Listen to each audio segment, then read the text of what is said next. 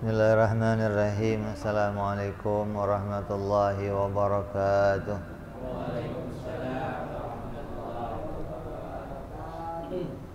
Al-Fatihah ila ruhi Sayyidina Habibina wa Syafi'ina Rasulillah Sayyidina Muhammad ibn Abdullah sallallahu alaihi wa ala alihi wa sahbihi wa azwajihi wa dhurriyyatihi Allah ya'lir rajati fil jannah wa yanfa'una bi asrarihim wa anwarihim wa ulumihim wa nafahatihim wa barakatihim fid dini wa dunya wal akhirah wa yaj'aluna min hizbihim yarzuquna mahabbatahum wa yatawaffana ala millatihim wa yahsyuruna fi zumratihim bil afiyatin wa salamatin lahumul fatihah. A'udzu billahi minasy syaithanir rajim. Bismillahirrahmanirrahim.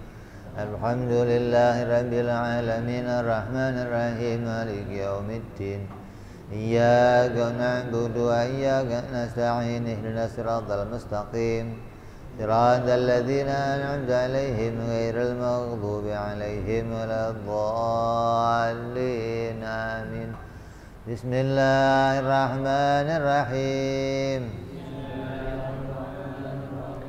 Nawaitu ta'alluma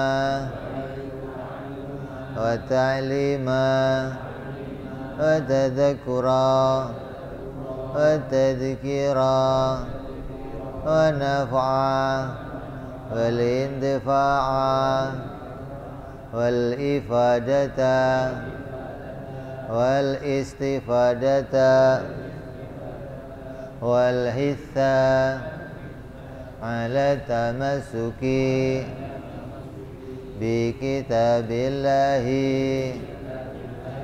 wa sunnati rasulillah sallallahu alaihi wasallam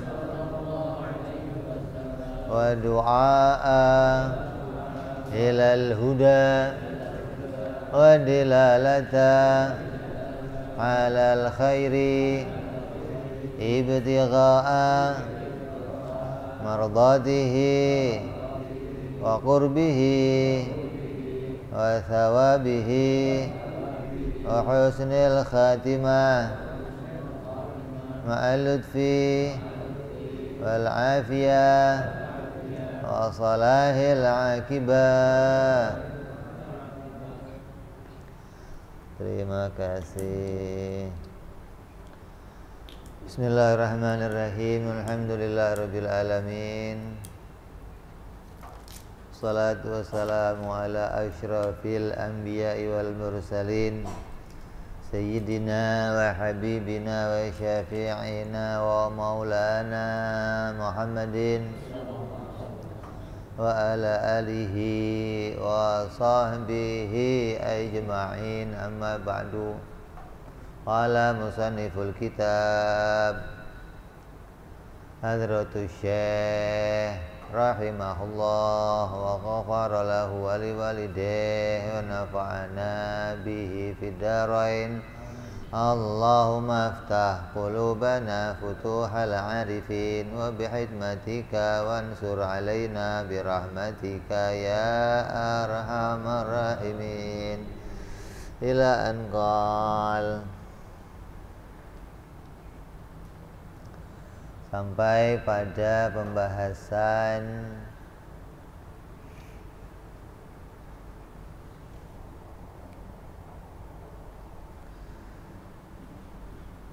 diutusnya Nabi Muhammad sallallahu alaihi wasallam kepada semua manusia, jin dan malaikat.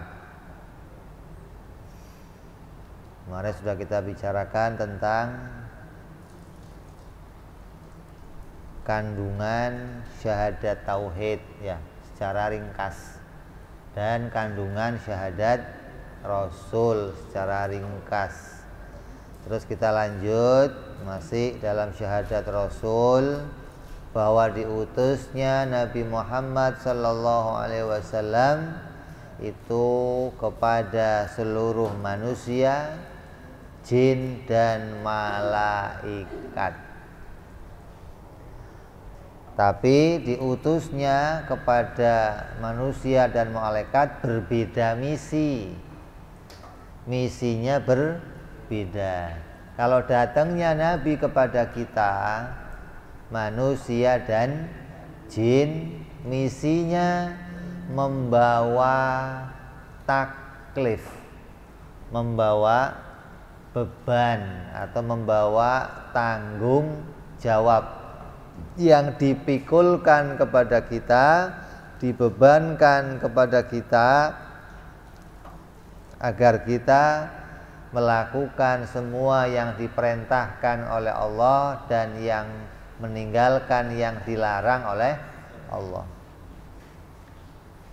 Tanggung jawab itu berupa agama atau syariah yang dipraktekkan atau yang kita lakukan dari mulai usia balik sampai mati. Adapun ukuran baliknya manusia dan jin berbeda. Manusia balik setelah usia 15 tahun atau bermimpi bagi laki-laki atau haid bagi wanita. Adapun baliknya bangsa jin atau mulai diperintahnya bangsa jin itu sejak mereka dilahirkan. Sejak lahir langsung mendapatkan perintah untuk ngelakuin satu kewajiban. Kalau manusia kan nggak nunggu nanti sampai gede, setelah dewasa, setelah balik, berakal, baru mendapatkan perintah dari Allah Subhanahu wa ta'ala. Adapun datangnya Nabi Muhammad SAW kepada bangsa manusia, itu misinya adalah tasyrif, bukan taklif, bukan. Kalau taklif tadi kepada kita manusia dan jin, bawa perintah, bawa larangan, yang mana nanti kita akan dimintain tanggung jawab apakah kita mengerjakannya atau tidak mengerjakannya, nanti akan dimintain tanggung jawab. Adapun kepada malaikat, Nabi datang kepada bangsa malaikat, tugasnya apa, misinya apa? Yaitu membawa tasyrif atau kemuliaan. Maksudnya Nabi Muhammad diperintah datang kepada bangsa jin, kepada bangsa malaikat, agar bangsa malaikat memuliakan Nabi Muhammad Sallallahu Alaihi Wasallam, sebagaimana perintah Allah kepada iblis pada waktu terciptanya Nabi Allah Adam alaihissalam. Maka jin diperintah untuk sungkem, sujud takzim kepada Nabi Muhammad SAW, kepada Nabi Allah Adam alaihissalam. Jin atau iblis menolak, tapi bangsa malaikat semuanya sungkem, semuanya takzim. Dan bangsa malaikat terus takzim, terus menghormati setiap adanya Nabi yang diutus oleh Allah. Hingga Nabi kita Muhammad SAW pun dimuliakan oleh bangsa malaikat. Nabi tidak membawa perintah atau beban kepada malaikat. Kenapa?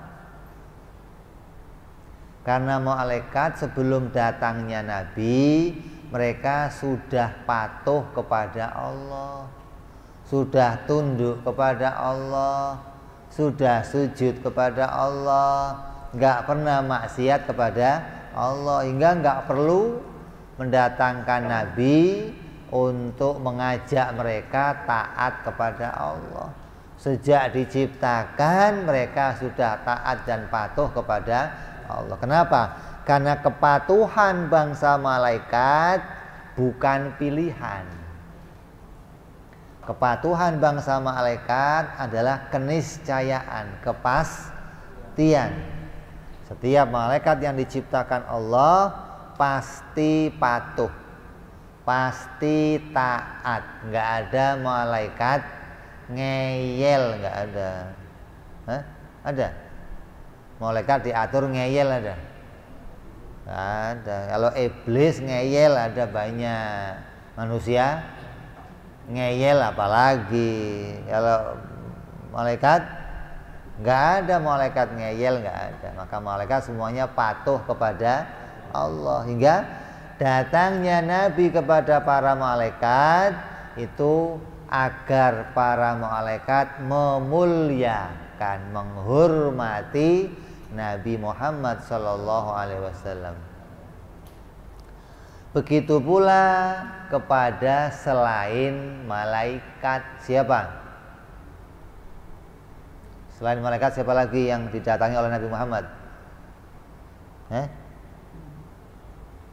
Hewan, pohon-pohonan, batu-batuan, matahari, bulan, seluruh makhluk di dunia didatangi oleh Nabi Muhammad sallallahu alaihi wasallam. Apa misinya? Misinya apa? Tasyrif, agar Nabi mendapatkan kemuliaan dari seluruh alam ini. Batu-batuan kalau ketemu Nabi sholawat kepada Nabi, memuji Nabi. Pohon-pohonan kalau ketemu Nabi bersolawat pada Nabi, memuji Nabi, memuliakan Nabi. Kalau Nabi duduk di sini nih, ada matahari di sana, pohonnya pindah ke sana, biar Nabi nggak kena. Itu tanda memuliakan. Awan, kalau Nabi jalan payung agar tidak kena sinar matahari. Itu seluruh alam memuliakan Nabi Muhammad sallallahu alaihi wasallam. Hewan-hewan asal datang ke Nabi memuliakan. Abu Lahab pernah waktu Nabi masih kecil menggendong Nabi. Nabi digendong, ditaruh belakang, dia naik onta, mau ngajak Nabi jalan-jalan. Kan pamannya kan sama ponakannya ngalem dah mau jalan-jalan gitu. Begitu naik onta, kan onta kalau naik turun dulu dia, naik baru berdiri terus jalan. Begitu Abu Lahab naik, ontanya nggak mau berdiri. Kenapa? Nabi ditaruh di belakang, sampai dipukul-pukul nggak berdiri. Bingung nih onta kenapa kok ngambek nggak mau berdiri. Begitu Nabi dipindahin ke depan, naik ontanya, jalan deh. Loh, itu memuliakan Nabi, menghormati Nabi. Tidak mau Nabi ditaruh di belakangnya yang lain, Nabi harus di depan, pemimpin. Gitu loh. Ini penghormatan alam semesta kepada Nabi Muhammad sallallahu alaihi wasallam. Namanya apa itu? Tasyrif. Apa? Tasyrif. Nabi dimuliakan oleh seluruh alam semesta. Dalam Quran dikatakan wa ma arsalnaka illa rahmatan lil alamin. Nabi diutus oleh Allah sebagai rahmat kepada seluruh alam semesta ini, hingga seluruh alam merasa bahagia dan memuliakan Nabi Muhammad sallallahu alaihi wasallam. Apalagi para malaikat, wah, stop. Asal Nabi disakiti sedikit datang malaikat berbondong-bondong, ya Rasulullah. Kayak ini orang-orang depan situ bikin pagar betis langsung, jagain Nabi. Ya Rasulullah, kita hancurkan langsung, kita balik gunungnya. Jangan. Bentuk apa itu? ta'zim, memuliakan Nabi Muhammad sallallahu alaihi wasallam. Jadi misinya Nabi ada berapa? 2. Yang pertama apa? Taklif. Apa? Taklif. Misinya membawa taklif. Dibawa ke siapa? Manusia dan jin disebutnya apa? Mukallaf. Nah, karena kamu mendapat taklif, maka kamu disebut mukallaf. Orang yang sudah mukallaf, maka dia mendapatkan taklif, beban tanggung jawab yang nanti akan dipertanyakan oleh Allah Subhanahu wa ta'ala. Itu misi yang pertama, namanya taklif, membawa tanggung jawab. Yang kedua namanya tasyrif, misi kemuliaan, di mana Nabi dihormati, dimuliakan, disanjung, diagungkan oleh seluruh penghuni alam semesta. Dari mulai bebatuan, pohon-pohonan, malaikat, tanah, dan yang lain-lainnya. Nabi kalau jalan itu kayak orang jalan di tempat.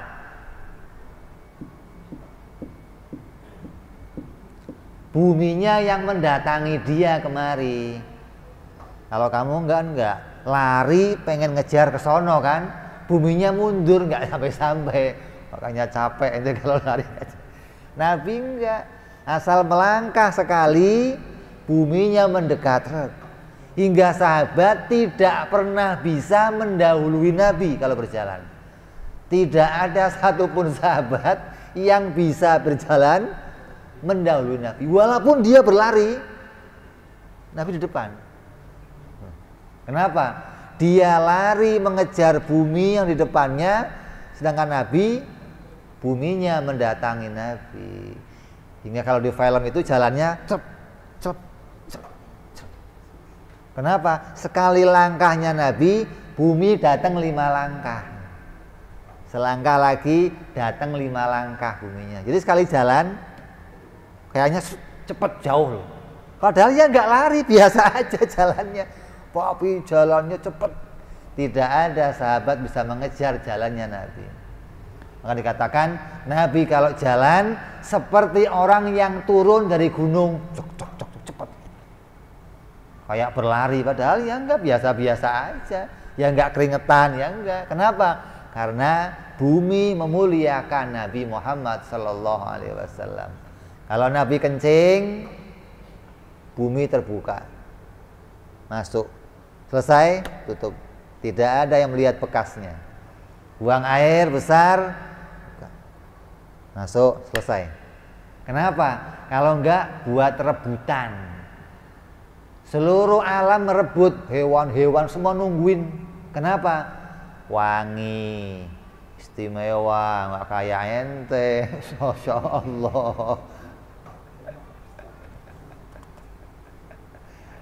Itu bentuk kemuliaan yang Allah jadikan kepada para nabi-nabi Allah alaihi wassalatu wassalam. Ini berlaku untuk seluruh nabi, khususnya baginda kita Nabi Muhammad sallallahu alaihi wasallam. Jadi Nabi diutus kepada manusia dan jin membawa taklif.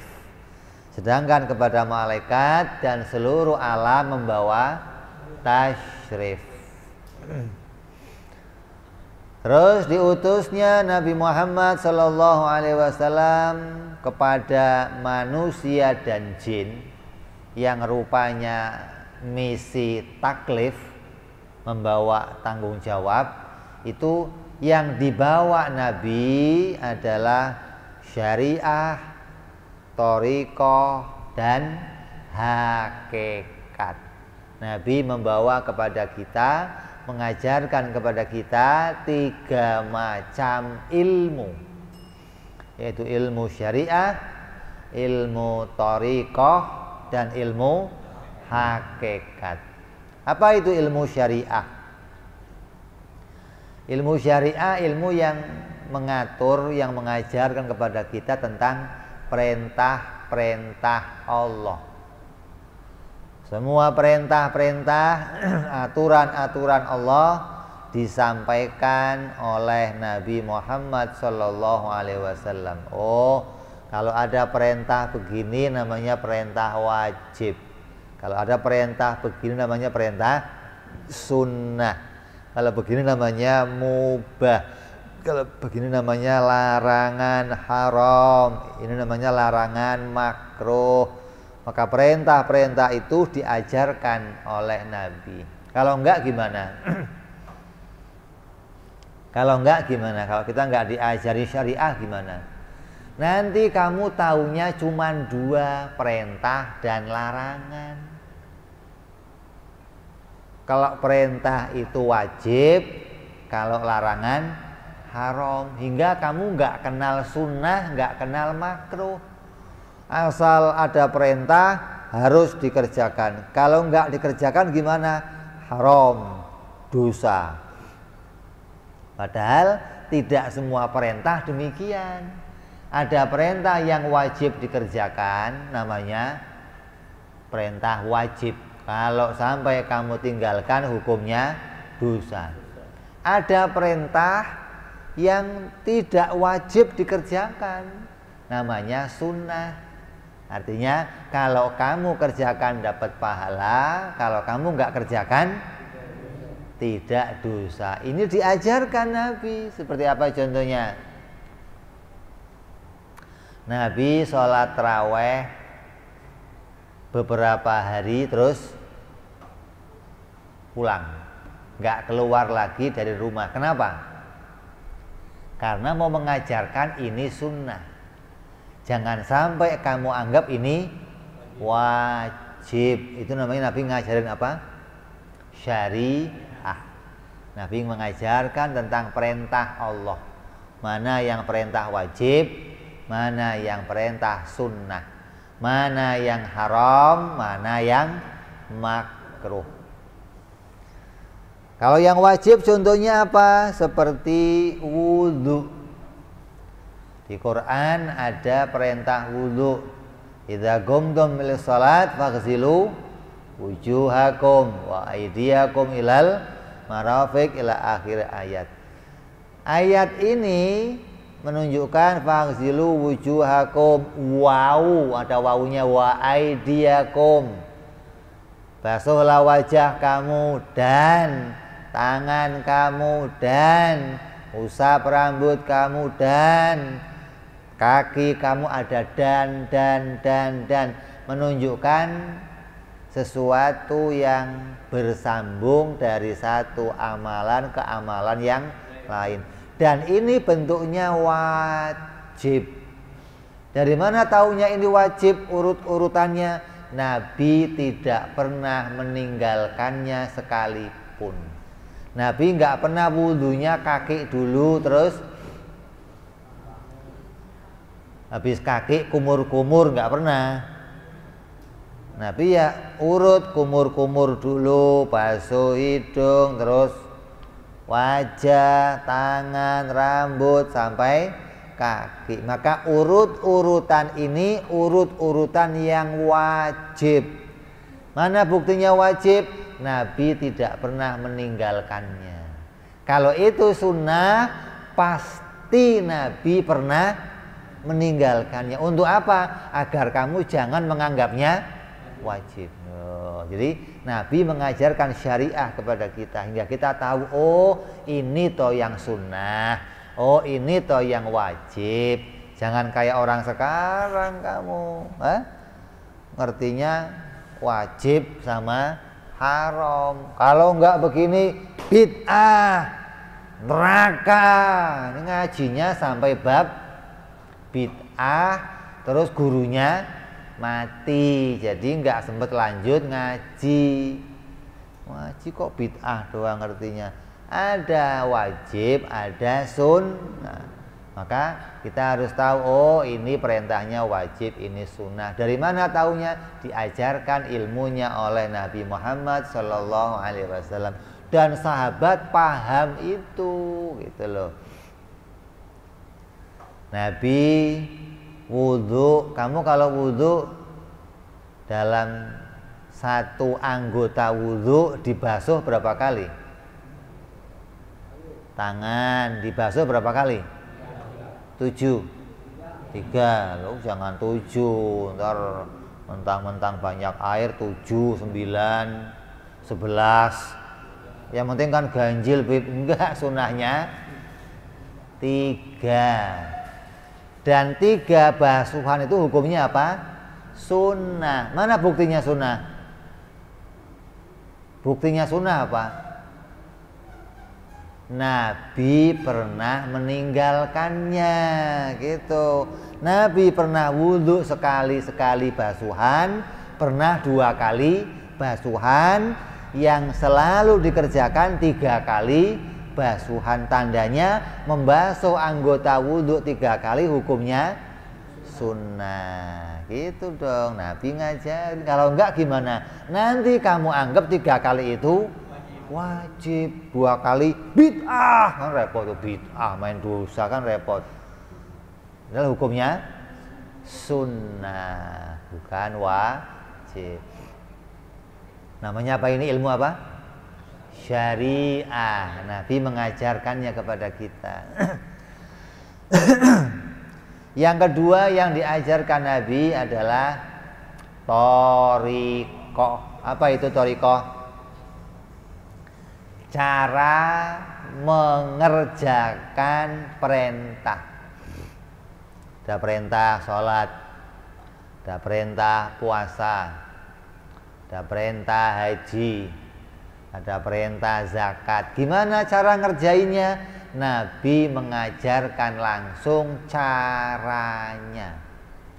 Sholat, gimana caranya? Diawali dari apa dulu?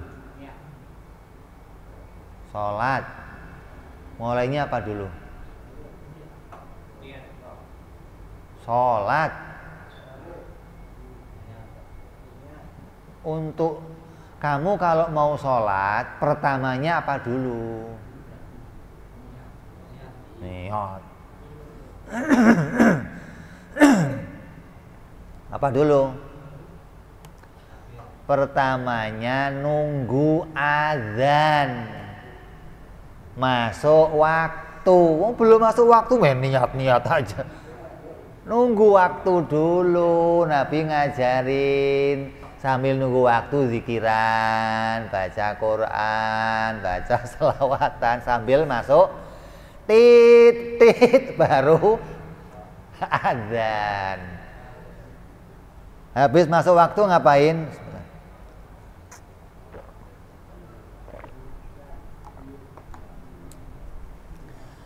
Bersih.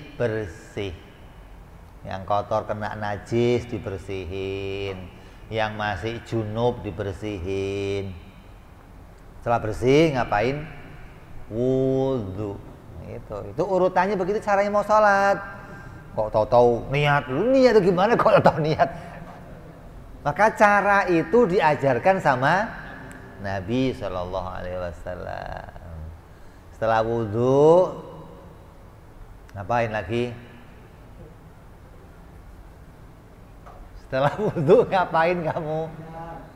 Nutup aurat. Iyalah, nutup. Pakai baju, tutup auratnya. Habis itu menghadap kiblat. Terus baru takbir, niat. Terus Fatihah, terus selesai sampai salam. Itu namanya apa? Thariqah. Caranya sholat. Gitu. Kalau Nabi nggak ngajarin caranya sholat, nanti caranya sholat kamu ngarang sendiri. Kayak orang sekarang, ini nggak bisa dimatiin kipasnya. Kayak orang sekarang baca hadis, panjangkanlah sujud. sujudmu. Walau sujud panjang sana. Udah bener sujud, kakinya mundur. Astagfirullahaladzim. Kenapa? Kurang panjang katanya. Ya Allah. Yang di belakang kesian, kan ketendang-tendang akhirnya. Gara-gara ngurusin panjangkanlah. Ini nggak pakai thariqah Nabi Muhammad Sallallahu Alaihi Wasallam. Gitu dong. Ada thariqah. Lah, thariqahnya kita kan nggak ketemu Nabi 1400 tahun. Kata Nabi apa? Sallu kama ra'aitumuni usolli. Sholatlah kamu kayak ngelihat saya sholat. Lah yang lihat Nabi sholat siapa? Sahabat. Siapa lagi? Keluarga. Maka kamu harus ikut dua orang ini, sahabat Nabi dan keluarga Nabi. Orang yang hanya ikut keluarga Nabi, nggak mau ikut sahabat, namanya apa? Syiah. Sebaliknya, orang yang ikut sahabat, nggak mau ikut keluarga Nabi, namanya apa? Khawarij. Dua kelompok ini tersesat. Jangan ikut dua kelompok ini. Kita ikut kelompok yang memuliakan keluarga Nabi dan memuliakan sahabat Nabi. Makanya kita kalau salawat bunyinya apa? Salawat kepada Nabi dan keluarganya dan sahabatnya. Gitu dong. Ini thariqah ini berasal dari Nabi dan dilihat oleh mereka dan dipraktekkan oleh mereka. Ada orang caranya sedekap di sini, ada di sini, ada. Pernah lihat kamu? Kalau begini pernah? Belum. Kamu jangan mulai, tolong. Jangan ditambahin lagi maksudnya. Sudah cukup banyak caranya. Madzhab Maliki lurus, nggak pakai sedekap. Yang benar yang mana? Ya ini thariqah. Nabi ngajarinnya sekali, tapi yang melihat dari berbagai sisi. Imamnya satu di sini, yang lihat dari sono, yang lihat dari sono. Oh caranya begitu, kan? Oh dikira begini, oh ya ikut-ikut pulang begini, gitu loh. Yang ngajarin thariqahnya Nabi satu. Ada orang sholat takbir Allahu Akbar, ada? Ada begitu? Yang penting jangan keserimpet aja Mas. Boleh. Asal dia punya sanad thariqah, artinya caranya dia mengikuti guru-guru sampai ke Nabi, boleh. Jangan ngarang sendiri gitu loh. Kalau ngarang sendiri berarti kamu nggak ikut thariqahnya Nabi, kamu ikut thariqah kamu sendiri berarti. Caranya sujud, caranya baca dalam sholat, mulutnya bunyi Bismillahirrahmanirrahim, kupingnya dengar, bukan diem aja dalam hati Bismillahirrahmanirrahim, Allahu Akbar, dalam hati. Kan yang penting baca, oh nggak bisa. Thariqahnya Nabi nggak begitu. Lah taunya Nabi baca gimana? Sahabat lihat jenggotnya goyang-goyang. Tandanya apa? Mulutnya kecap-kecap. Kalau Nabi diem jenggotnya, ya nggak goyang-goyang masa? Gimana sih? Ketika mulutnya bunyi Bismillahirrahmanirrahim, berarti jenggot akan. Sahabat lihat, oh Nabi berarti bunyi suaranya. Kalau habis dzikir selesai sholat, Nabi doa dan doanya Nabi bersuara, dzikirnya bersuara. Buktinya apa? Sahabat bisa tahu doanya Nabi. Kalau dzikirnya Nabi diem, doanya diem, yang tahu siapa doanya Nabi. Jangan ngarang sendiri. Habis sholat diem, nggak boleh dzikir, bid'ah. Ya Allah, ini ada orang zikir bid'ah, ada orang thariqahnya siapa? Lah kalau semuanya zikir dia, kamu taunya Nabi zikir begitu gimana? Sampai kata sahabat apa? Kalau saya berada di luar masjid, Nabi sedang zikir, suara zikirnya sampai keluar masjid. Coba. Tandanya apa? Sahabat mendengar Nabi berzikir. Itu thariqah namanya. Jadi Nabi mengajarkan cara. Pakai pakaian ihram, yang ngajarin siapa? Nabi. Warnanya yang milihin siapa? Boleh kamu rubah. Pakai jin gitu boleh. Mulai sekarang saya ihram mau pakainya pakaian atau warnanya diganti dah, jangan putih gitu, pelangi lah gitu biar keren. Boleh. Kenapa? Itu thariqah yang diajarkan Nabi kepada kita. Hingga Nabi mengajarkan yang kedua, datang kepada kita mengajarkan thariqah. Begitupun cara-cara yang lainnya, semua cara ibadah kita diatur sama Nabi. Kata Nabi apa? Kalau kamu mau tahu caranya ibadah, datang ke sama saya. Tapi kalau kamu mau tahu caranya cari dunia, ya datang kepada ahli dunia. Jangan ke saya bukan ahli. Yang ketiga, Nabi mengajarkan hakikat. Apa itu hakikat? Tujuan. Perintahnya diajarkan, caranya mengerjakan diajarkan. Yang ketiga, tujuannya ibadah pun disampaikan oleh Nabi. Apa tujuan ibadah? Apa hakikatnya ibadah? Hakikatnya ibadah lillah, billah, minallah, ilallah. Tujuannya ibadah harus lillah, hanya untuk Allah. Ibadah saya kerjakan hanya untuk mendatangi perintahnya Allah, enggak yang lain. Artinya kita tidak mengikut sertakan kepentingan kita. Kita seringkali ibadah disertai dengan apa? Membarengkan dengan kepentingan kita. Seakan-akan kita punya kepentingan sendiri.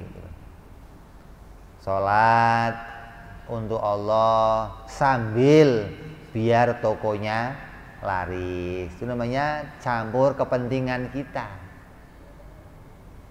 Tahajud biar naik pangkat. Zikir biar si Yuli suka sama kamu, gitu ya.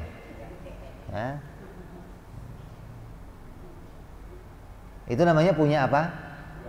Kepentingan. Berarti enggak lillahi ta'ala. Ibadah yang enggak lillah, ibadah yang di dalamnya diduakan, ada tujuan untuk Allah dan untuk yang lain, itu malah ibadah yang begitu Allah lepaskan, diberikan oleh Allah untuk kamu semua. Ambil. Saya enggak minta hasilnya, kata Allah, buat kamu semua. Allah enggak mau ibadahnya diduakan. Allah mau ibadah itu ya untuk Allah, enggak untuk yang lain, enggak untuk dirinya, enggak untuk kepentingan apapun. Namanya apa? Lillah. Terus billah. Apa billah? Dengan Allah. Setiap ibadah kita itu dengan pertolongan Allah. Enggak akan mungkin terjadi ibadah itu kalau enggak dengan pertolongan Allah. Jangan pernah merasa kamu bisa mengangkat tangan kamu sendiri. Jangan. Ketika tangan terangkat Allahu Akbar, maka ini atas pertolongannya Allah.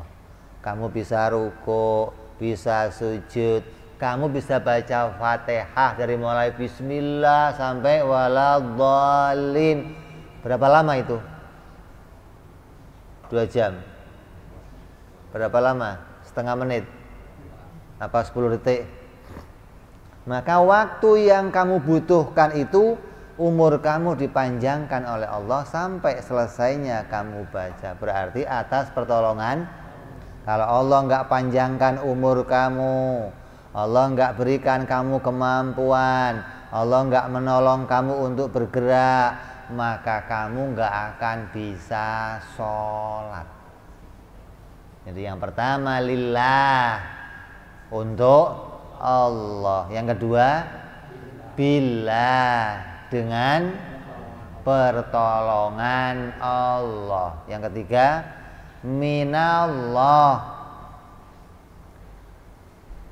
datangnya ini semua dari Allah, petunjuknya dari Allah, caranya dari Allah, keberhasilannya dari Allah, bukan dari ngarang sendiri, bukan dari wangsit, bukan dari yang lain, bukan.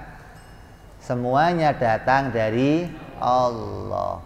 Kamu bisa dapat petunjuk, bisa menggerakkan, bisa dapat taufik, bisa tahu lafaz-lafaz yang harus dibaca, itu datang dari Allah.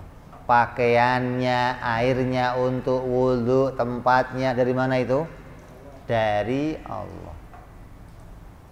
Lillah, billah, minallah.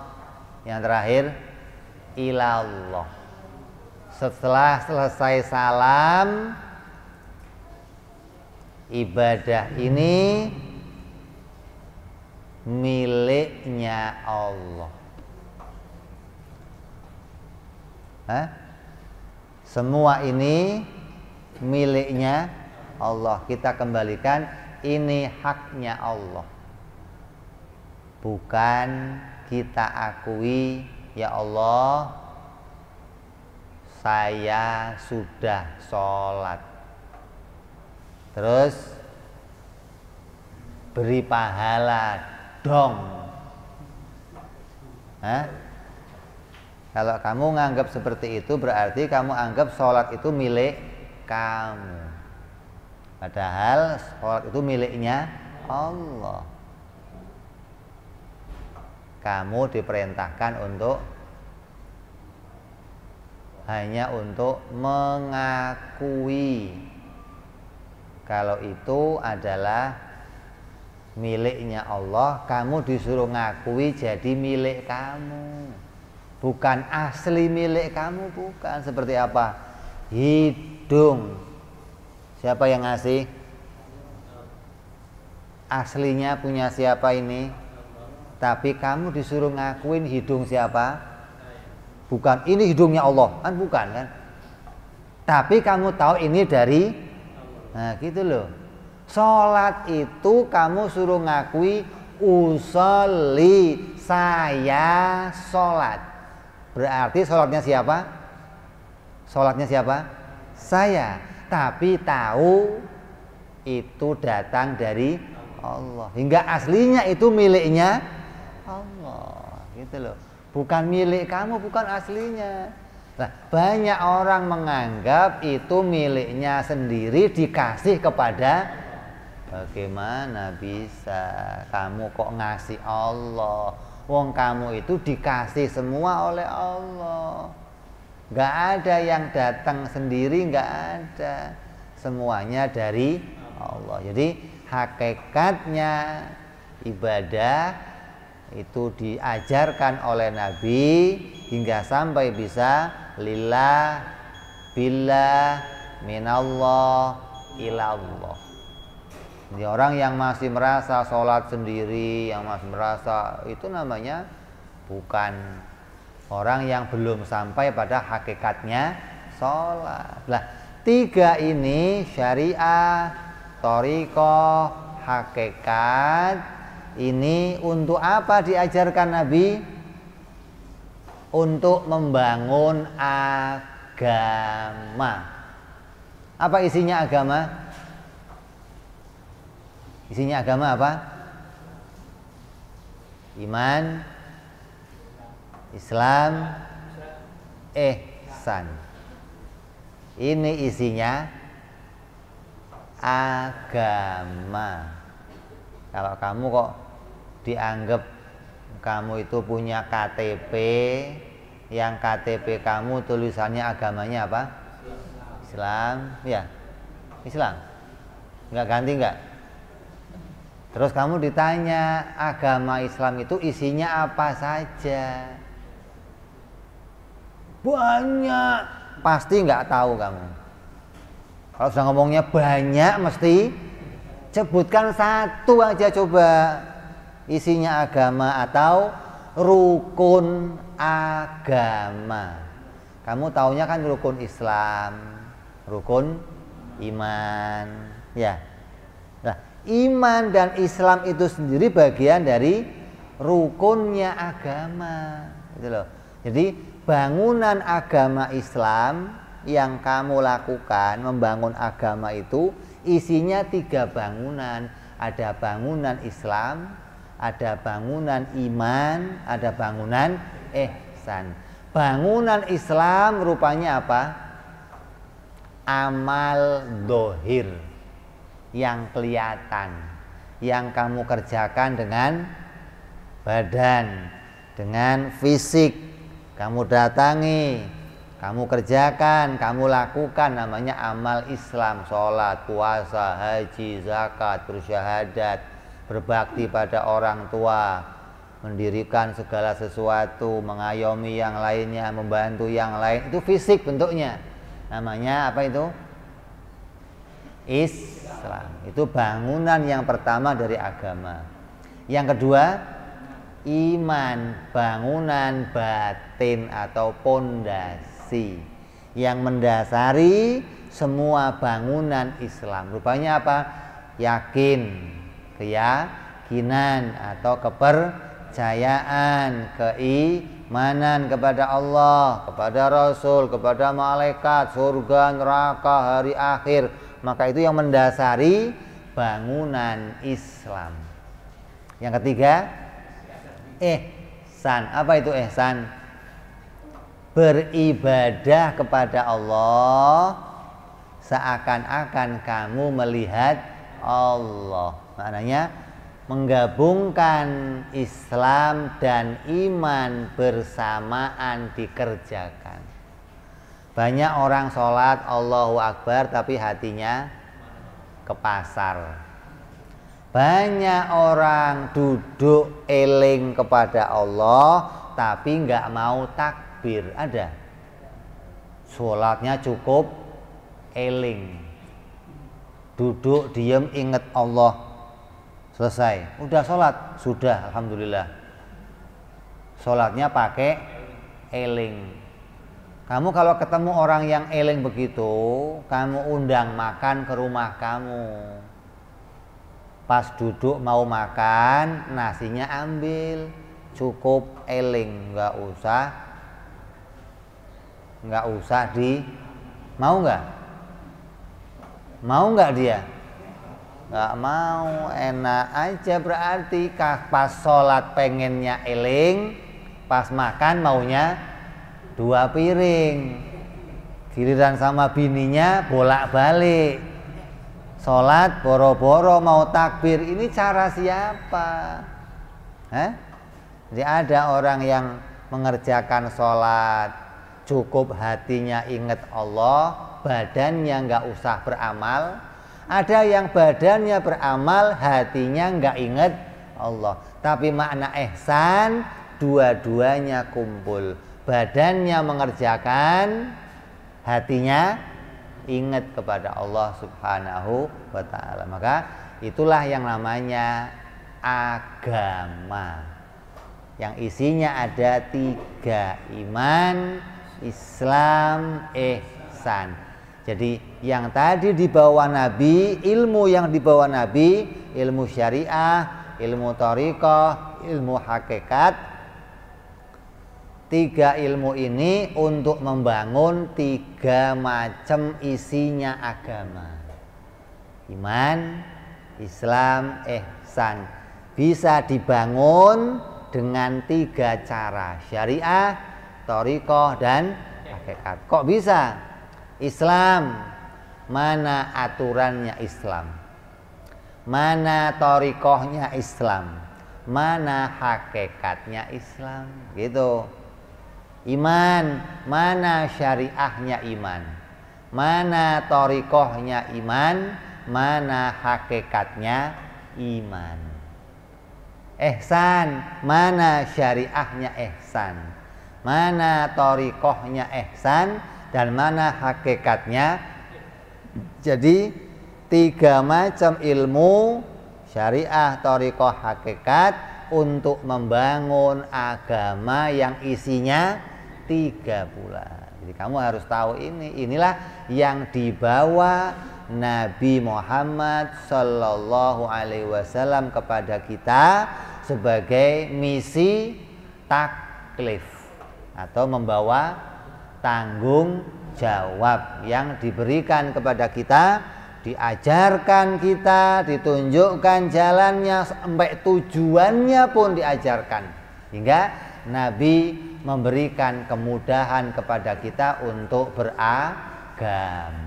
Mudah-mudahan kita terus menjadi orang yang beragama sampai akhir hayat kita sesuai perintah Allah, wala tamutunna illa wa antum muslimun. Mudah-mudahan kita mati dalam keadaan husnul khatimah, selamat di dunia sampai di akhirat. Amin ya rabbal ala hadhihi niyah wa ila hadratin nabi. Al-Fatihah. A'udzu billahi minasyaitonir rajim. Bismillahirrahmanirrahim. Alhamdulillahirabbil alamin arrahmanir rahim maliki yaumiddin. Iyyaka na'budu wa iyyaka nasta'in. Ihdinas siratal mustaqim. Siratal ladzina an'amta 'alaihim ghairil maghdubi 'alaihim waladdallin. Amin.